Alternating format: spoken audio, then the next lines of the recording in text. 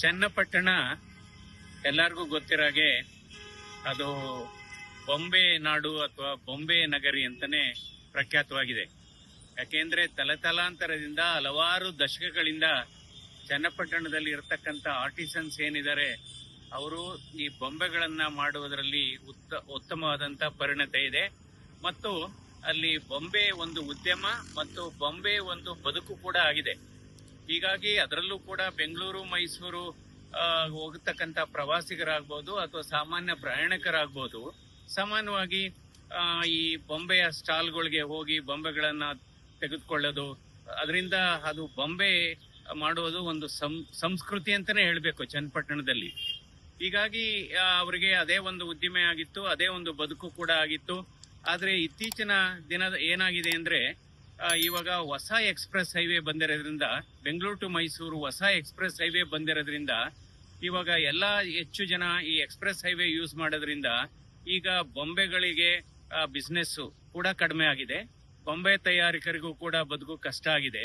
ಅದರಿಂದ ಇದನ್ನ ನಾವು ಏನಾದ್ರೂ ಮಾಡಿ ಅದನ್ನ ರಿಸ್ಟೋರ್ ಮಾಡಬೇಕು ಅನ್ನುವ ಹಿನ್ನೆಲೆಯಲ್ಲಿ ನಾನು ದೆಹಲಿಯಲ್ಲಿ ಇವತ್ತು ನಮ್ಮ ಕೇಂದ್ರ ಸಾರಿಗೆ ಸಚಿವರಾದಂತಹ ನಿತಿನ್ ಗಡ್ಕರಿ ಅವರನ್ನ ಭೇಟಿ ಮಾಡಿ, ತಾವು ನ್ಯಾಷನಲ್ ಹೈವೇ ಅಥಾರಿಟಿ ಆಫ್ ಇಂಡಿಯಾದಿಂದನೇ ಒಂದು ಈಗ ಹೊಸ ಎಕ್ಸ್ಪ್ರೆಸ್ ಹೈವೇ ಏನಿದೆ ಚನ್ನಪಟ್ಟಣದ ಹತ್ತಿರ ಒಂದು ಟಾಯ್ಸ್ ಪಾರ್ಕ್, ಬೊಂಬೆಯ ಪಾರ್ಕ್ ಅನ್ನ ಮಾಡಿ ಇಲ್ಲಿ ನಗರ ಭಾಗದಲ್ಲಿ ಇರತಕ್ಕಂತ ಈ ಬೊಂಬೆ ಮಾರಾಟಗಾರರನ್ನ ಮತ್ತು ಸ್ಟಾಲ್ಸ್ ಗಳನ್ನ ಇಲ್ಲಿ ಎಕ್ಸ್ಪ್ರೆಸ್ ಹೈವೇಗೆ ಶಿಫ್ಟ್ ಮಾಡಿದ್ರೆ ಬೊಂಬೆಗೆ ಒಂದು ಕಡೆ ನಾವು ಎಂಕರೇಜ್ ಕೊಟ್ಟಾಗೂ ಆಗುತ್ತೆ ಮತ್ತು ಈ ಬೊಂಬೆ ಮಾರಾಟಗಾರರಿಗೆ ನಾವು ಬದುಕು ಕೊಟ್ಟಾಗ ಆಗುತ್ತೆ ಮತ್ತು ಈ ಬೊಂಬೆಯ ಸಂಸ್ಕೃತಿ ಕೂಡ ಉಳಿಯುತ್ತೆ. ಅದಕ್ಕೆ ನಮ್ಮ ಕೇಂದ್ರ ಸಚಿವರಾದಂತಹ ನಿತಿನ್ ಗಡ್ಕರಿ ಅವರು ಬಹಳ ಸಕಾರಾತ್ಮಕವಾಗಿ ಸ್ಪಂದಿಸಿದ್ದಾರೆ.